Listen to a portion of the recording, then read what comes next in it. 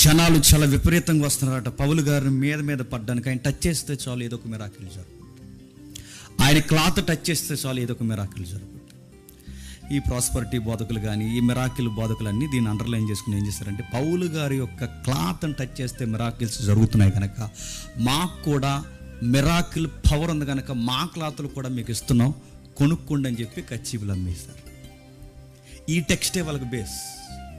ఈ రిఫరెన్స్ని బేస్ చేసుకుని వాళ్ళు ఏం చేస్తారంటే, పౌలు గారు చేతుగుడ్లు అంటే కచ్చీప్స్, అదే దాన్ని చేతు రుమాలు అంటారు కదా, ఆ చేతు రుమాలు ఇస్తే పౌలు గారు కూడా ఆ రోజుల్లో కచ్చీపులు వాడితే ఆ కచ్చీపు ఎవరి దగ్గర పట్టుకెళ్తే పౌలు గారి యొక్క కచ్చీపు అని చెప్పగానే పబ్లిక్లో నిజంగానే మిరాకిల్స్ జరిగేవి. మీరు గమనించండి, వీటిని బేస్ చేసుకుని రోజు వ్యాపారం చేస్తున్న వాళ్ళు లేరా?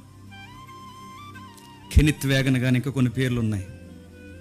వీళ్ళు స్టార్ట్ చేస్తారు, ఇలా కోట్ తీసి గిర్ర తిప్పి అలా కోట్ ఇలా పడేస్తే మీ కుర్చీలో ఉన్న వాళ్ళు అందరూ అలా కింద పడిపోతారు అన్నమాట.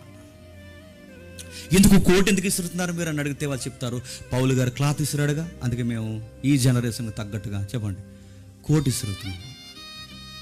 కొంతమంది ఏం చేస్తున్నారంటే ఇలా పిలుస్తారు, కూర్చోబెడతారు, పౌలు గారి యొక్క క్లాత్ తగిలితే మిరాకిల్స్ జరిగాయి కనుక మా హ్యాండ్తో మేము టచ్ చేస్తూ టచ్ అన్నారు.